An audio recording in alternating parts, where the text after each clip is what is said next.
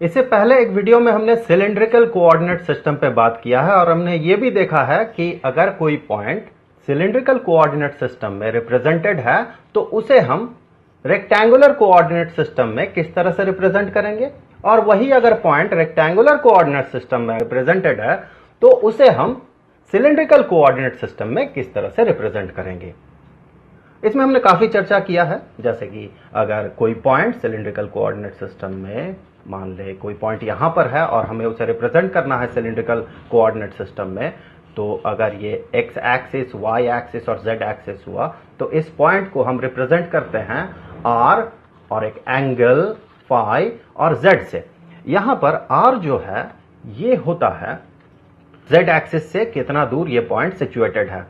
तो इसके लिए हमें क्या करना होता है, यहां से एक परपेंडिकुलर ड्रॉ करना होता है जेड एक्सिस पे कुछ इस तरह से, और ये डिस्टेंस होता है आर। अगर हम इस पॉइंट को एक्स वाई प्लेन में प्रोजेक्ट करें कुछ इस तरह से, तो यहां हमें जो एक पॉइंट मिलेगा, अगर इस पॉइंट को हम ओरिजिन से मिलाते हैं कुछ इस तरह से, तो ये भी होगा आर। तो ये तो हो गया ये कोऑर्डिनेट जो है। अब देखते हैं ये एंगल कौन सा एंगल होता है। ये एंगल होता है एक्स एक्सिस के साथ ये जो लाइन सेगमेंट है, ये लाइन सेगमेंट ये जितना एंगल बनाता हो एक्स एक्सिस के साथ, पॉजिटिव एक्स एक्सिस के साथ काउंटर क्लॉकवाइज डायरेक्शन में अर्थात एंटी क्लॉकवाइज डायरेक्शन में जितना एंगल ये बनाएगा तो वो एंगल हो गया ये। इसे हम एजिमुथल एंगल भी कहते हैं। अब देखते हैं ये Z यहां से एक्स वाई प्लेन से इस पॉइंट का Z एक्सिस के डायरेक्शन में जो डिस्टेंस है वो डिस्टेंस है। तो जब हम इन्हें ट्रांसफॉर्म करते हैं सिलिंड्रिकल कोऑर्डिनेट सिस्टम से रेक्टेंगुलर कोऑर्डिनेट सिस्टम में, तो हम पाते हैं Z is equal to Z। ये हमने देखा है। तो अगर आप इसके डिटेल्स में चर्चा करना चाहते हैं या फिर इसे और डिटेल्स में समझना चाहते हैं तो मैं एक वीडियो का लिंक आपको दूंगा जो कि डिस्क्रिप्शन में भी रहेगा और यहां पर आपको सजेस्टेड वीडियोस में या रिकमेंडेड वीडियोस में भी मिलेगा। तो वहां से आप उस वीडियो को देख के इसे डिटेल्स में जान सकते हैं। और हमने देखा था कि ये जो x होता है अर्थात रेक्टेंगुलर कोऑर्डिनेट सिस्टम में इसका जो एब्सिसा होगा वो एब्सिसा ये बराबर होता है r into cosine of phi के, और ये जो ऑर्डिनेट होता है ये बराबर होता है r into sine of phi के। उसी तरह से जब r को हम x और y के रेस्पेक्ट में रिप्रेजेंट करना चाहते हैं तो हम पाते हैं कि ये r होता है square root of X square plus Y square. तो इसे हम कह सकते हैं R square is equal to X square plus Y square. उसी तरह से फाई ये एंगल एजिमुथल एंगल ये होता है inverse tangent of y divided by x.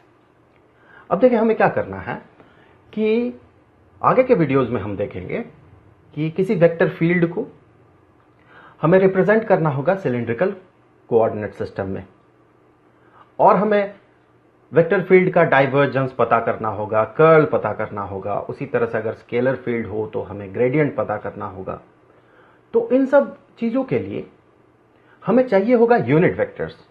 जैसे कि जब हम एक वेक्टर को रेक्टेंगुलर कोऑर्डिनेट सिस्टम में रिप्रेजेंट करते हैं, फॉर एग्जांपल एक वेक्टर v, इसे हम कुछ इस तरह से रिप्रेजेंट कर सकते हैं कि इसका x कॉम्पोनेंट, इस वेक्टर v का x component into I cap, यहां पर आई कैप होता है x एक्सिस के डायरेक्शन में यूनिट वेक्टर, प्लस इसी का y कंपोनेंट, इस वेक्टर का y component into j cap होता है y एक्सिस के अलोंग जो यूनिट वेक्टर है वो, प्लस इसी का z component into k cap होता है z एक्सिस के अलोंग यूनिट वेक्टर। उसी तरह से जब हम डेल ऑपरेटर यूज करते हैं तो del operator rectangular Cartesian coordinate system में इसे हम कुछ इस तरह से रिप्रेजेंट करते हैं कि ये बराबर है आई cap into partial derivative with respect to x plus j cap into partial derivative with respect to y plus k cap into partial derivative with respect to z। तो इन सब चीजों के लिए, किसी वेक्टर फील्ड को रिप्रेजेंट करने के लिए, डेल ऑपरेटर को यूज करने के लिए, यहां पर देखें हमें यूनिट वेक्टर्स चाहिए होते हैं। कोऑर्डिनेट सिस्टम में जो भी एक्सीज हैं उसके अलोंग जो यूनिट वेक्टर्स हैं वो हमें चाहिए होते हैं कुछ ऐसे। तो यहां भी अगर कोई पॉइंट या कोई वेक्टर फील्ड अगर रिप्रेजेंटेड हो सिलिंड्रिकल कोऑर्डिनेट सिस्टम में, तब हमें यूनिट वेक्टर्स चाहिए होंगे। अब जो यूनिट वेक्टर्स हमें चाहिए होंगे वो किस डायरेक्शन के यूनिट वेक्टर्स चाहिए होंगे। देखिए एक पॉइंट ये रिप्रेजेंटेड होगा कुछ इस तरह से, तो इसके तीन कोऑर्डिनेट्स है, एक तो r जो कि z एक्सिस से इस पॉइंट का डिस्टेंस बताएगा, और होगा एक एंगल, जो कि ये बताएगा कि ये जो पॉइंट है इसका एक्स वाई प्लेन में जो प्रोजेक्शन है ये पॉजिटिव एक्स एक्सिस से काउंटर क्लॉकवाइज अर्थात एंटी क्लॉकवाइज डायरेक्शन में, अगर हम Z axis positive Z axis से देखें तो काउंटर क्लॉकवाइज डायरेक्शन में ये कितना एंगल बना रहा है, तो ये भी एक कोऑर्डिनेट होगा और साथ ही साथ ये जेड एक्सिस के अलोंग एक्स वाई प्लेन से कितना ऊपर है ये भी एक कोऑर्डिनेट होगा। तो फिर इन तीनों कोऑर्डिनेट के रेस्पेक्ट में या इनके अलोंग जो यूनिट वेक्टर्स होंगे अब हमें वो कंप्यूट करना होगा। तो सबसे पहले देखें ये जो r है, यहां पर ये r अगर एज वेक्टर आप इसे देखें तो ये r है क्या, तो ये r है इस पॉइंट का displacement from z axis. So z axis से इसका जो परपेंडिकुलर डिस्टेंस है वो कितना है, या फिर वो जो वेक्टर उसे रिप्रेजेंट करेगा वही है r। अब इस r के अलोंग जब आप यूनिट वेक्टर पता करेंगे तो क्या होगा, तो इसे समझने के लिए मैं एक और पॉइंट आपको दे देता हूं।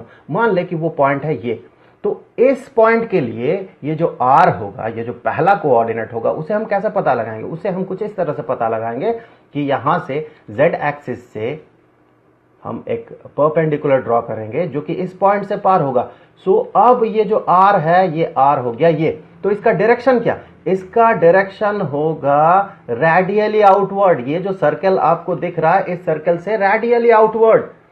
सो इस तरह से हम कह सकते हैं कि ये जो पॉइंट है इस पॉइंट में r के अलोंग जो यूनिट वेक्टर होगा वो कुछ इस डायरेक्शन में होगा, रेडियली आउटवर्ड डायरेक्शन में होगा ये। सो ये हो गया यूनिट वेक्टर r कैप।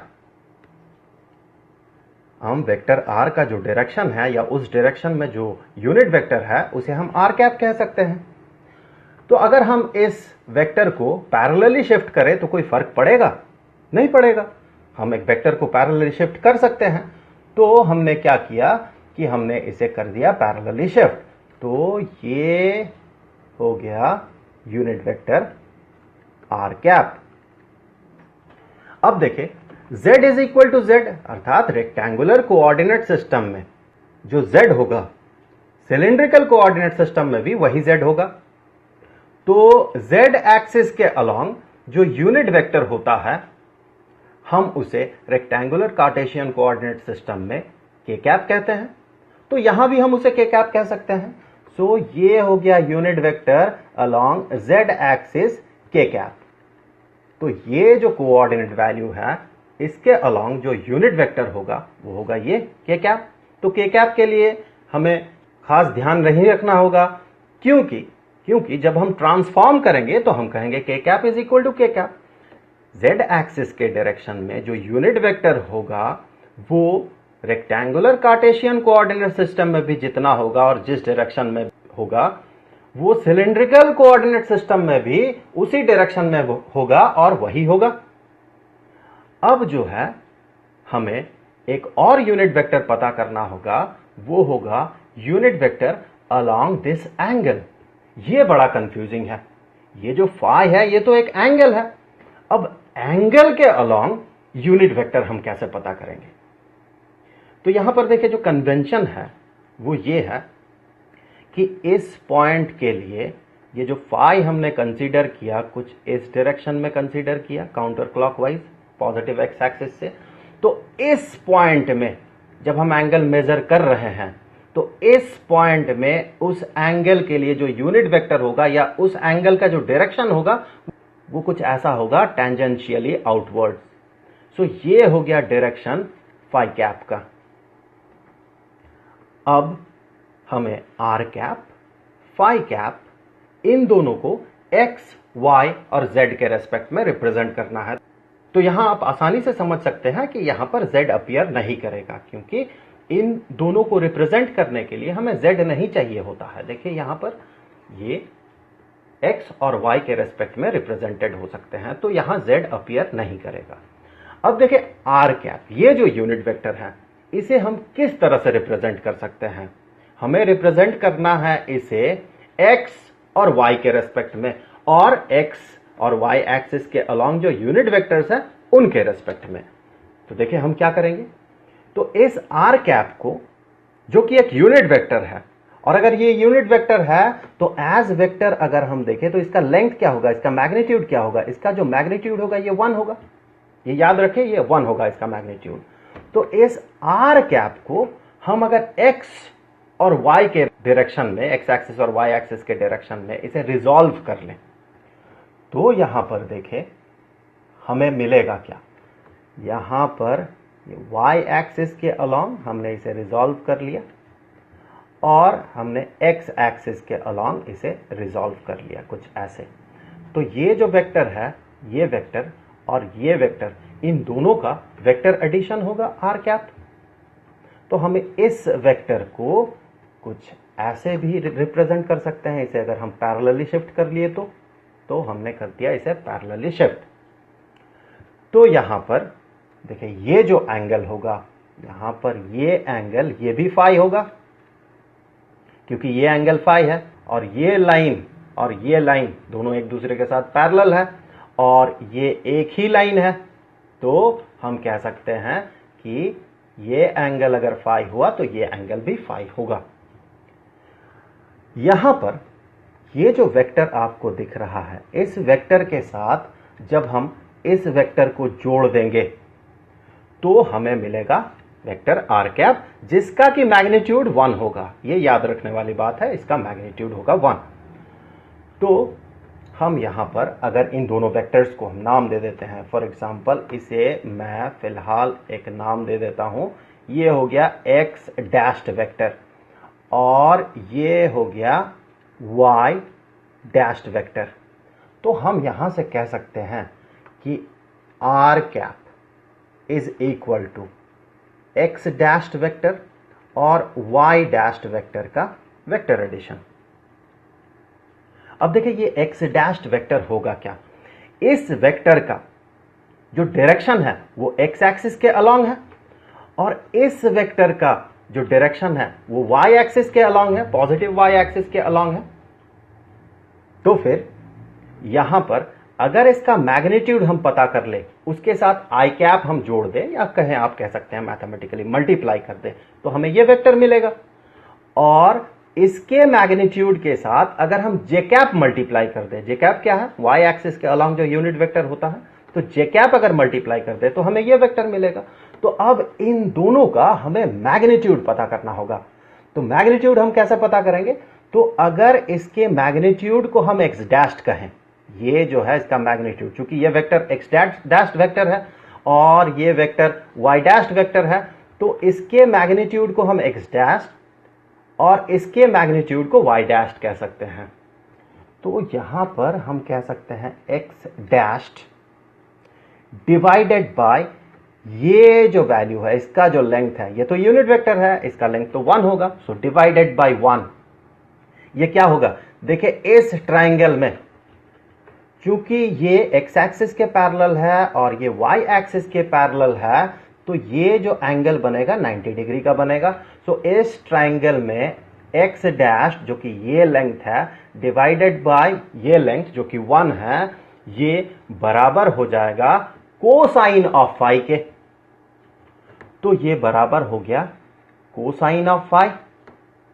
उसी तरह से हम कह सकते हैं कि वाई डैश डिवाइडेड बाय 1, ये देखिए वाई डैश ये लेंथ है डिवाइडेड बाय ये लेंथ जो कि 1 है, ये हो जाएगा साइन ऑफ फाई के बराबर। तो ये हो गया साइन ऑफ फाई। तो यहां पर मैं ये 1 और 1 को कैंसिल कर देता हूं। तो अगर x dash cosine of phi हुआ और y dash sine of phi हुआ, तो इन दोनों वेक्टर्स को हम कैसे रिप्रेजेंट करेंगे, इस वेक्टर को और इस वेक्टर को। देखिए ये वेक्टर है इसी का मैग्नीट्यूड जो कि है cosine of phi into I cap, और ये जो वेक्टर है ये वेक्टर ये है इसी का मैग्नीट्यूड जो कि यहां से देखे है sine of phi into J cap.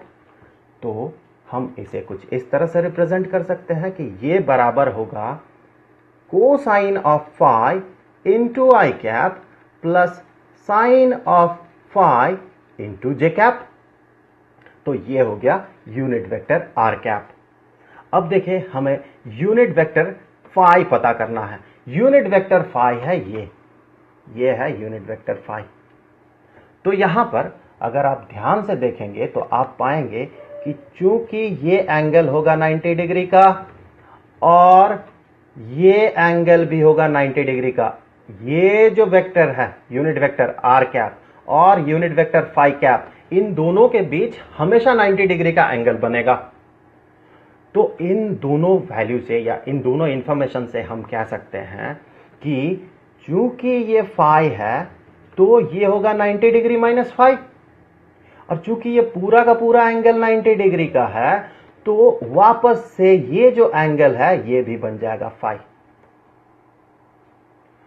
तो अब अगर उसी तरह से हम यहां से x एक्सिस के अलोंग एक पैरेलल लाइन खींचते हैं और यहां y एक्सिस के अलोंग एक पैरेलल लाइन खींचते हैं, तो यहां से देखिए इस फाई कैप का जो x कंपोनेंट होगा उसे हम कुछ ऐसे रिप्रेजेंट कर सकते हैं। ये हो गया इसका x कंपोनेंट कुछ इतना, और ये हो गया इसका y कंपोनेंट कुछ इतना। तो यहां पर मैं इसे नाम दे देता हूं x double dashed as vector, और इसे मैं नाम दे देता हूं y double dashed as vector. तो फिर हम कह सकते हैं कि ये जो फाई कैप है ये बराबर होगा x double dashed as vector और y double dashed as vector, इन दोनों का वेक्टर एडिशन। अब देखें ये जो x डबल डैश्ड वेक्टर होगा इसे हम कैसे रिप्रेजेंट कर सकते हैं कि इस फाई कैप का जो प्रोजेक्शन होगा x एक्सिस के अलोंग, या फिर कहे इसे अगर रिजॉल्व करें तो इसका जो x कंपोनेंट होगा वो x कंपोनेंट होगा कुछ इतना। इसके साथ unit vector along negative x axis हमें अब मल्टीप्लाई करना होगा, क्योंकि ये जो डायरेक्शन है ये पॉजिटिव x एक्सिस के डायरेक्शन में नहीं है, ये नेगेटिव x एक्सिस के डायरेक्शन में है। तो इस केस में देखिए फाई कैप का x कंपोनेंट जो होगा वो यहां से क्लियर है कि वो होगा साइन ऑफ फाई, क्योंकि देखिए ये एंगल फाई है, ये जो एंगल आपको दिख रहा है ये फाई है, तो ये होगा साइन ऑफ फाई, इसका मैग्नीट्यूड, क्योंकि ये भी तो यूनिट वेक्टर है, इसका भी मैग्नीट्यूड 1 है। तो पिछले केस में हमने यहां पर जो किया था कुछ ऐसे ही हमें करना है। तो यहां से हम कह सकते हैं, मैं थोड़ा सा और लिख देता हूं कि x double dashed divided by 1। तो यहां से अगर आप इसे जोड़े तो आप पाएंगे कि ये एक राइट एंगल ट्राइंगल होगा, और आप पाएंगे कि ये बराबर होगा x double dashed divided by 1, चूंकि ये वेक्टर का ये जो वेक्टर है यूनिट वेक्टर फाई कैप इसका मैग्नीट्यूड है, तो ये बराबर होगा साइन ऑफ फाई के। उसी तरह से y double dashed divided by 1 ये होगा कोसाइन ऑफ फाई के बराबर। सो ये 1 और 1 कैंसिल कर सकते हैं यहां से, तो x डबल डैश्ड जो कि इस वेक्टर का मैग्नीट्यूड है वो बराबर है साइन ऑफ फाई के, और ये जो वेक्टर है इसका मैग्नीट्यूड है y डबल डैश्ड जो कि बराबर है कोसाइन ऑफ फाई के। तो ये वेक्टर इसे हम कैसे रिप्रेजेंट करेंगे, ये बराबर होगा साइन ऑफ फाई जो कि है इसका मैग्नीट्यूड, और इसका डायरेक्शन है नेगेटिव आई कैप, तो हम यहां पर इसे आई कैप लिखेंगे, यहां पर मल्टीप्लाई करेंगे और नेगेटिव साइन यहां पर डाल देंगे, प्लस इसका जो मैग्नीट्यूड है cosine of phi, so cosine of phi into इसका डायरेक्शन तो y एक्सिस के अलोंग है, तो इनटू जे कैप। तो ये हो गया फाई कैप का representation in rectangular coordinate system. So हम इस तरह से सिलिंड्रिकल कोऑर्डिनेट सिस्टम का जो यूनिट वेक्टर्स है जो कि है के कैप इज इक्वल टू के कैप, सो मैं उसे यहां पर लिख देता हूं, वो मिस हो गया था। सो यहां से हम कह सकते हैं कि के कैप इज इक्वल टू के कैप, तो इसके लिए हमें बॉदर नहीं करना पड़ता है। लेकिन ये जो आर कैप है ये रेक्टेंगुलर कोऑर्डिनेट सिस्टम में जब हम रिप्रेजेंट करेंगे इसे, तो हम कुछ इस तरह से इसे रिप्रेजेंट करेंगे, और ये जो फाई कैप है इसे जब हम रेक्टेंगुलर कोऑर्डिनेट सिस्टम में रिप्रेजेंट करेंगे तो कुछ इस तरह से रिप्रेजेंट करेंगे। तो ये तो हो गया unit vectors cylindrical coordinate system का इसे हम एक्सप्रेस कर रहे हैं रेक्टेंगुलर कोऑर्डिनेट सिस्टम के यूनिट वेक्टर्स के तौर पे। हमें इसका ऑपोजिट मैपिंग भी तो करना है। सो हमें अब आई कैप और जे कैप को आर कैप और फाई कैप के रेस्पेक्ट में रिप्रेजेंट करना है। तो उसके लिए देखिए हम क्या कर सकते हैं। सबसे पहले आई कैप हम पता करेंगे। तो आई कैप के लिए हम क्या कर सकते हैं, देखिए यहां पर इन दोनों इक्वेशन को ध्यान से देखें। यहां पर ये हो गया मान ले इक्वेशन 1 और ये हो गया इक्वेशन 2। तो इक्वेशन 1 में देखिए ये टर्म अपीयर कर रहा है, हम आई कैप पता कर रहे हैं तो इस टर्म में आई कैप है। और इक्वेशन 2 में देखें इस टर्म के साथ आई कैप मल्टीप्लाइड है, तो सिर्फ यहीं पर आई कैप है।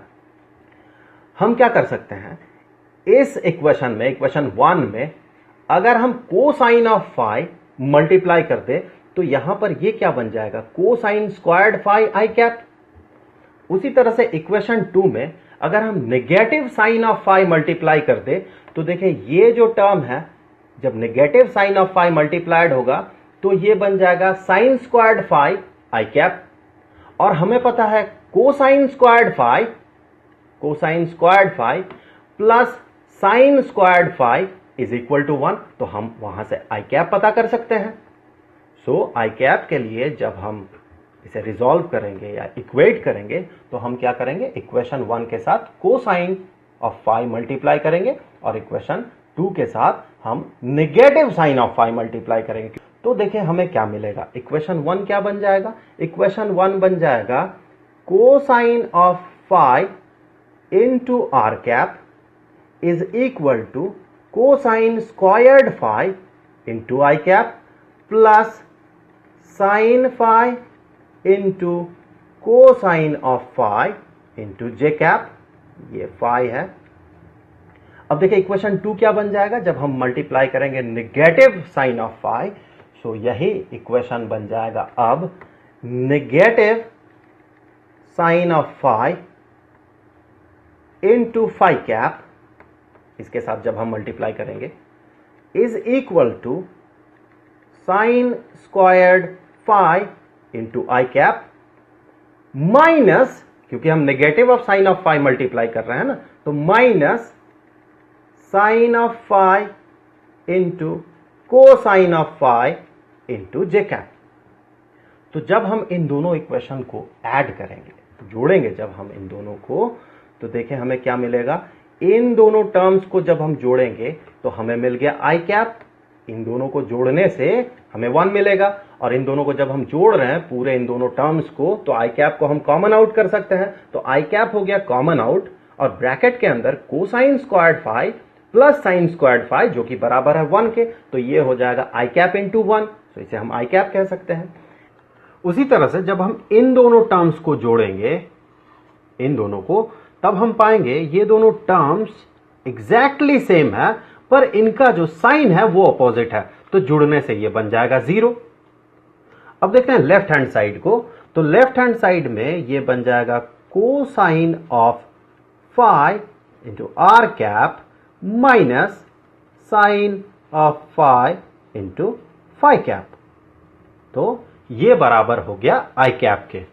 इसी तरह से अब हम जे कैप का वैल्यू पता करेंगे। तो देखिए इक्वेशन 1 और इक्वेशन 2 में जे कैप कहां अपीयर कर रहा है, तो यहां पर देखिए जे कैप है multiplied with sine of phi और यहां पर जे कैप है multiplied with cosine of phi.